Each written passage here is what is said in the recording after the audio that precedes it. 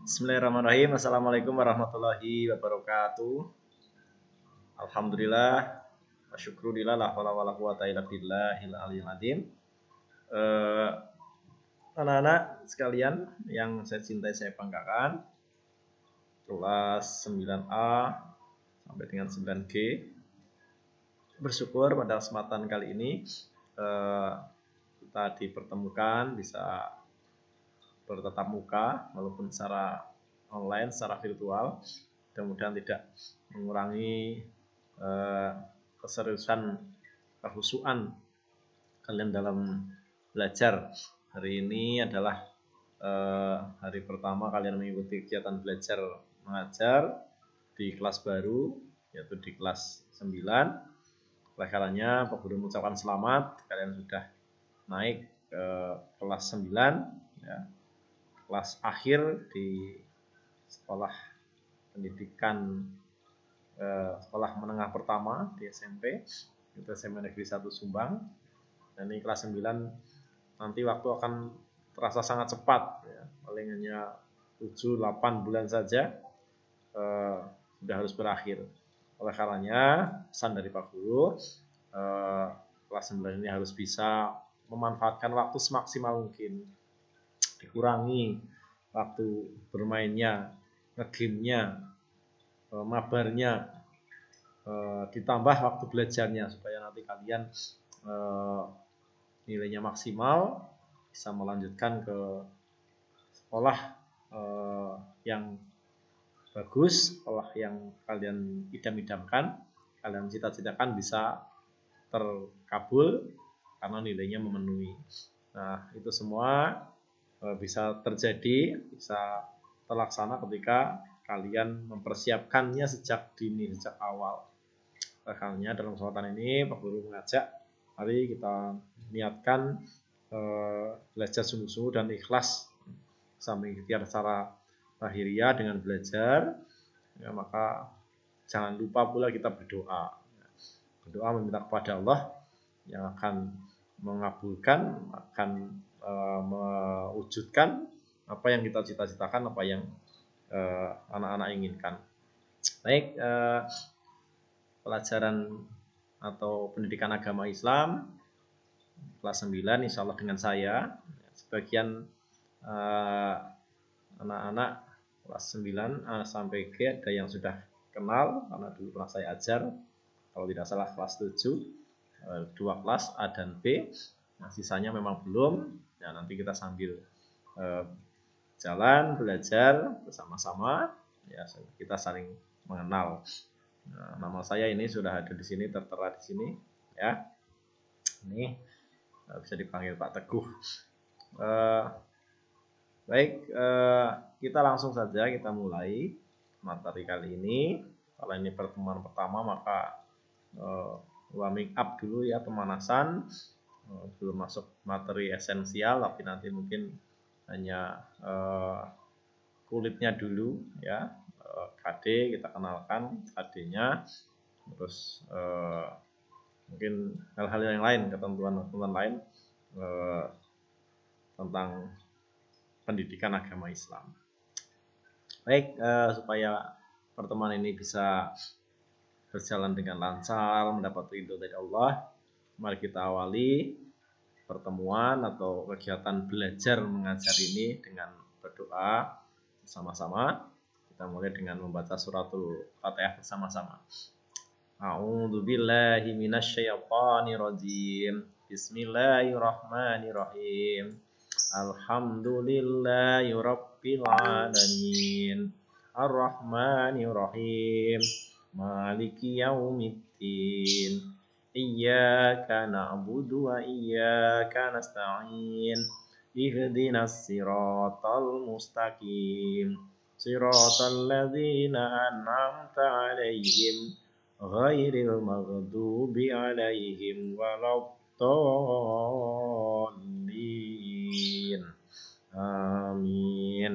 Nah, mudah-mudahan dengan suratul Fatihah ini akan mengantarkan pembelajaran kita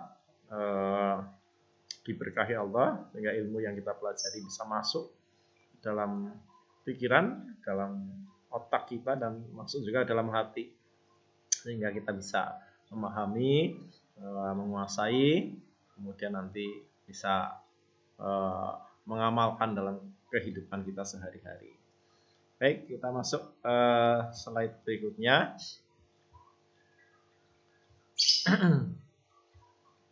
Ya, ini pertemuan pertama. Ya, pertemuan kali ini saya agendakan untuk mengenalkan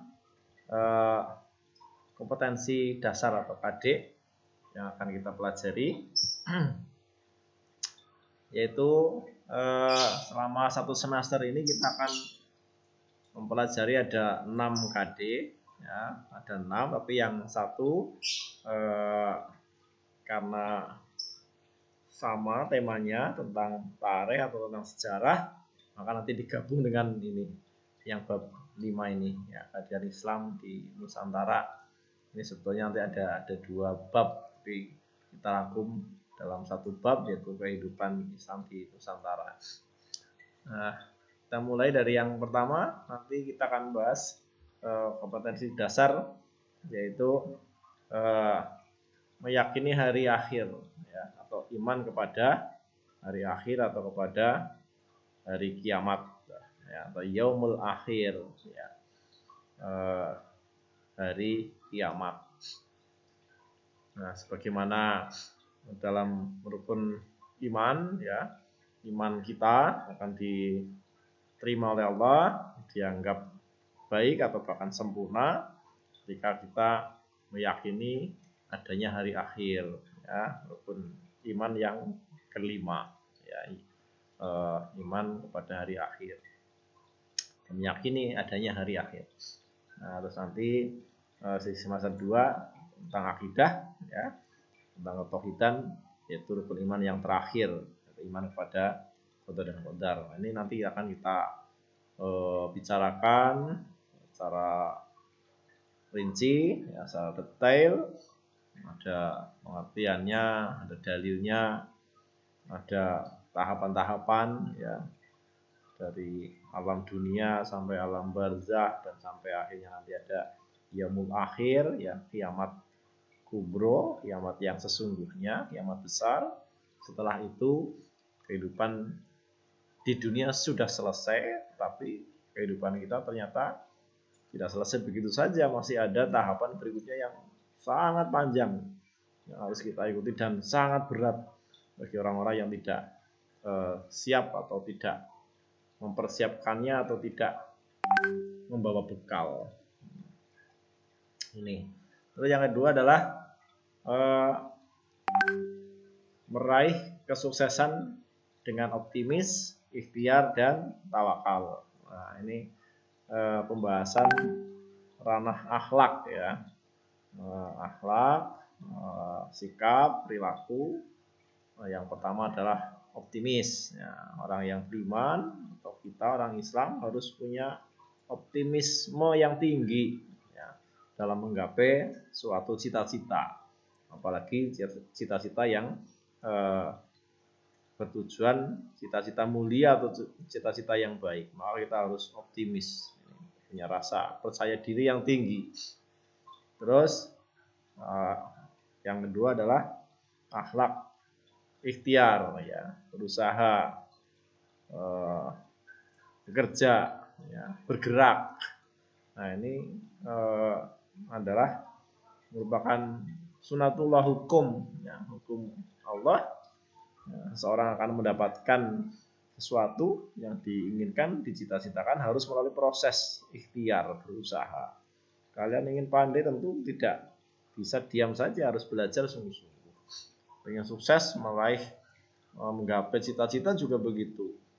Cita-cita yang setinggi langit maka tentu harus diraih dengan usaha, kerja keras, ya, tidak pantang menyerah, ya, tidak takut capek, ya, tidak takut ngantuk untuk belajar, sehingga nanti akan tercapai apa yang diinginkan, apa yang dicita-citakan. Lalu yang ketiga adalah akhlak tawakal, ya.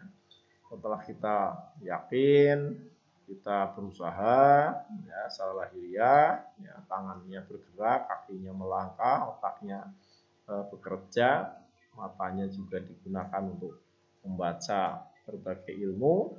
Nah, sampai akhirnya kok apa yang kita idamkan, kita cita-citakan belum terwujud, ya, maka kita harus kembalikan kepada Allah. Ini namanya tawakal Allah, ya, kita pasrahkan kepada Allah.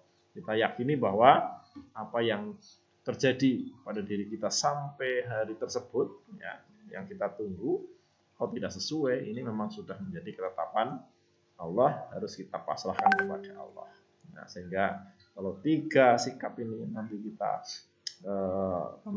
bisa miliki, bisa mengamalkan, maka kehidupan kita akan menjadi baik, ya, dibandingkan orang atau anak-anak yang tidak memiliki sikap ini. Baik, ini 2 KD, ya, 1 ini, terus yang kedua.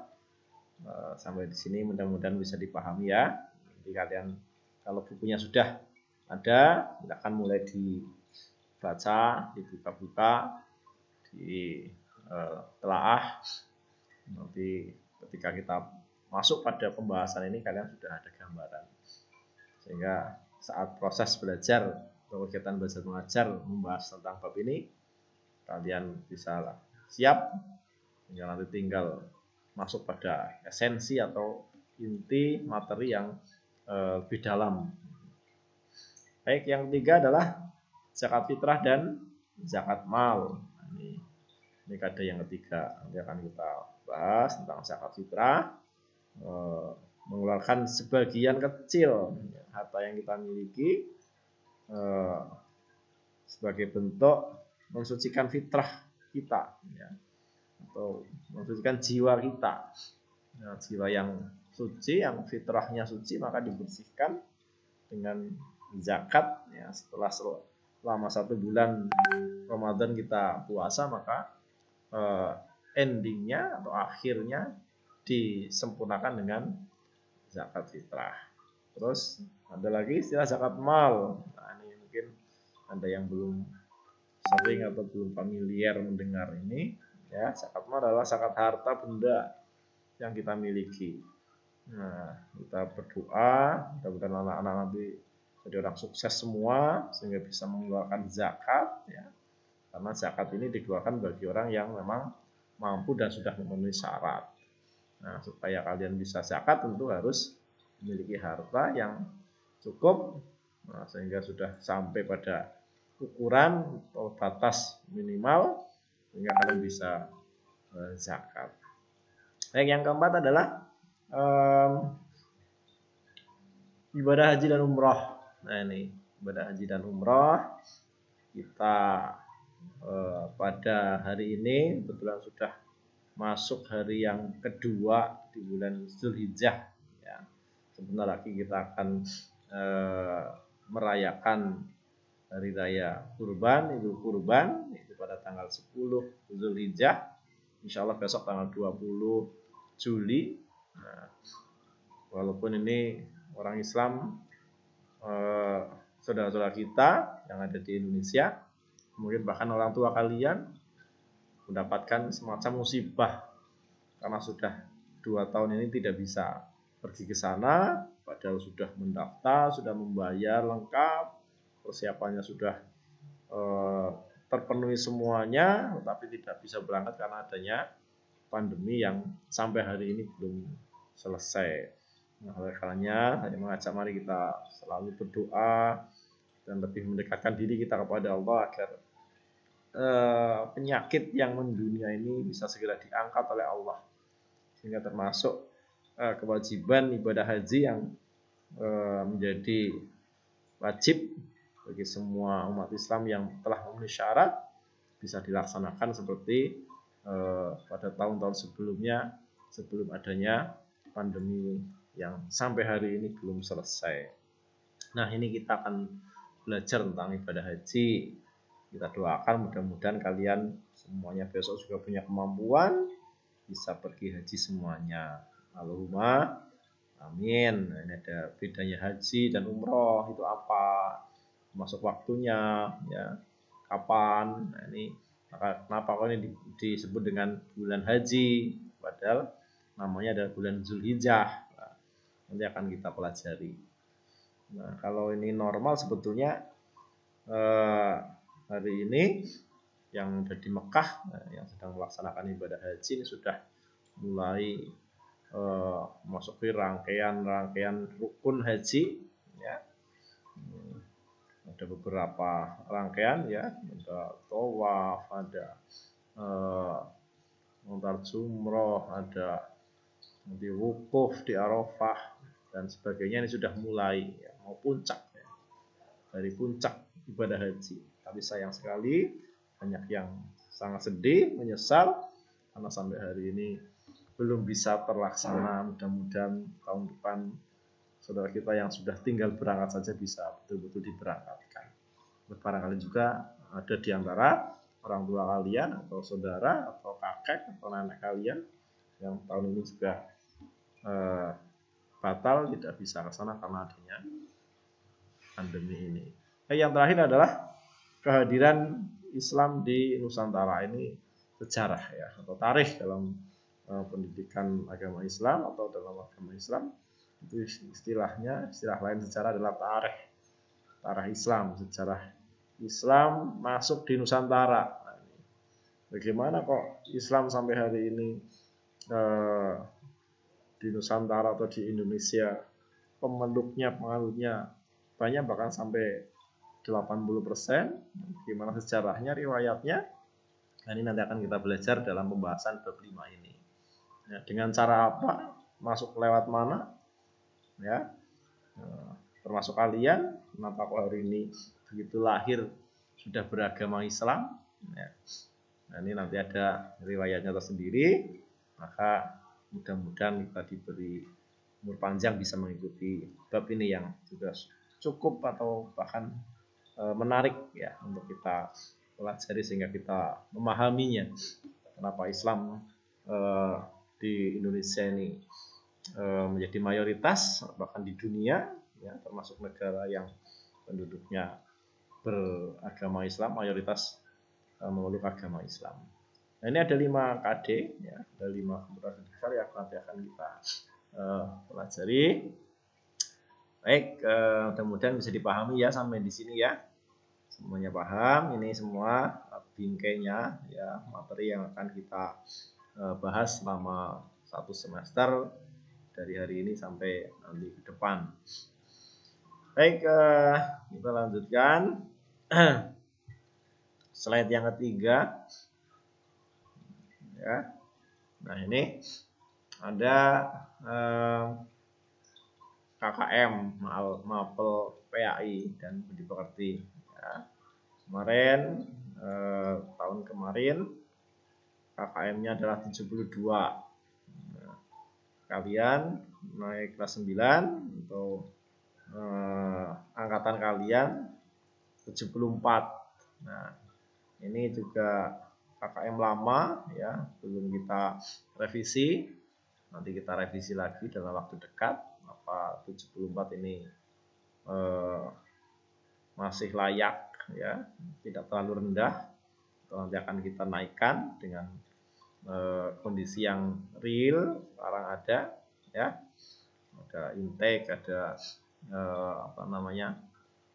input siswa dan lain-lain, ya, faktor yang nanti menyebabkan dasar atau menjadi dasar KKM ini muncul angkanya 74 atau nanti berubah menjadi 76 atau bahkan 80. Nah, nanti kita lihat prosesnya. Baik, selanjutnya selama belajar PAI dengan saya ada penilaian nih. Penilaian terdiri dari 2 aspek, ada penilaian pengetahuan, ya. Pengetahuan ini diukur dengan penilaian harian atau PH, ya. Setiap bab nanti akan diuji. Setelah saya terangkan, jelaskan, kalian bisa mengungkapkan kembali penjelasan-penjelasan yang kita sudah bahas dalam menjawab soal. Terus ada tugas terstruktur, penilaian pengetahuannya, ya, juga secara struktur, macam beragam sesuai dengan bab yang ada. Misalnya kalau tadi iman kepada hari kiamat, ya tugas terstrukturnya ya mungkin kalian bisa membuat skema ya, atau bagan perjalanan kehidupan manusia dari mulai lahir sampai dengan mati dan diadili sampai akhirnya masuk surga atau neraka. Nah, keterangan itu kita dapat dari mana? Ya dari informasi dari Al-Quran yang harus kita yakini kebenarannya, dan informasi dari Nabi melalui hadis-hadis beliau yang juga harus kita yakin di sana tidak ada kebohongan sedikit pun, tetapi betul-betul nyata. Terus yang selanjutnya adalah penilaian keterampilan. Nah, ini keterampilan bisa lembar kerja, ya, lembar kerja dari sebuah tugas yang saya berikan. Terus praktek, ya, nanti sesuai dengan KD yang ada. Misalnya kalau praktek atau unjuk kerja ya, misalnya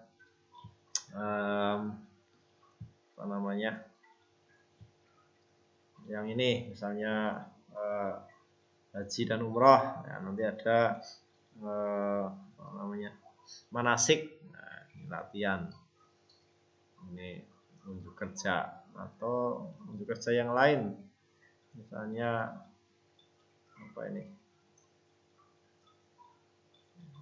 optimis, ikhtiar. Nah, ini bisa juga nanti dengan ukuran sikap, ya, ukuran sikap atau mempraktekkan, ya. Terus ada mungkin zakat, ya, zakat fitrah, zakat mal. Nah, ini kalau kalian belum memenuhi syarat untuk itu ya bisa nanti praktek untuk berinfak dan sebagainya. Nah, ini nah, kita lanjutkan. Nah, ini ada tadi keterampilannya. Terus berikutnya adalah penilaian. Selain penilaian harian, ada penilaian tengah semester. Biasanya setelah setengah semester atau 3 bulan nanti ada penilaian secara serempak, ya.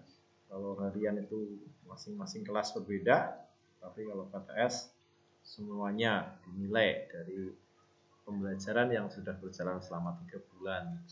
Terus yang terakhir adalah penilaian akhir semester atau PAS. Inilah setelah 6 bulan kalian belajar, nanti akan dievaluasi, dinilai secara serempak pula, ya, bersama-sama mengadakan tes atau penilaian dengan mengerjakan soal tertulis, ya, baik pilihan ganda atau nanti ada tambahan isai atau urean.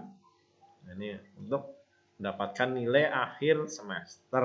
Nah, kemudian dari nilai-nilai ini nanti diakumulasi, dijumlahkan di rata-rata, masuk ke dalam nilai rapor atau nilai laporan atau laporan nilai selama 1 semester.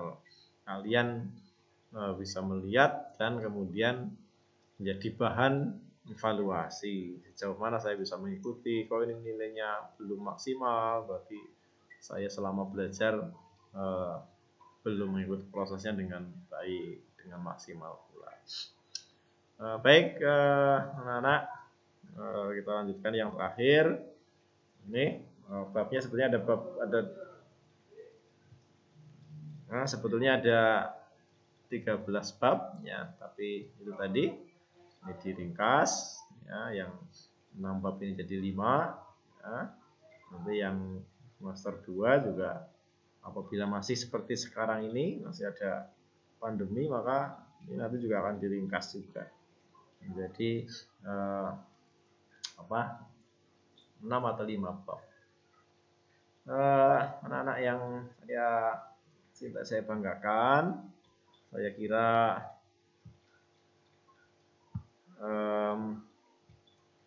sampai di sini dulu, ya, pertemuan pertama mengawali pembelajaran pendidikan agama Islam kali ini masih dalam proses orientasi ya, baru stressing ya, warming up, sehingga kalian sudah mengetahui bingkai pendidikan agama Islam yang akan dipelajari. Insya Allah mudah-mudahan pada pertemuan berikutnya kita sudah masuk pada materi, sehingga kita akan membahas lebih rinci, lebih detail tentang bab atau KD yang tadi sudah saya terangkan secara garis besarnya. Saya kira begitu anak-anak pertemuan pagi hari ini atau hari ini.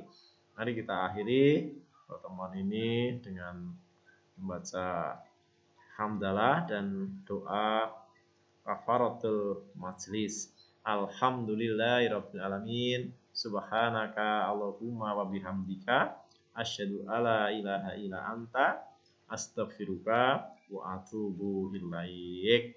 Terima kasih dan mohon maaf untuk banyak tutur kata yang mungkin kurang sesuai, kurang pas ya, saya mohon maaf. Astagfirullahaladzim. Kita akhiri. Billahi taufik wal hidayah. Assalamualaikum warahmatullahi wabarakatuh.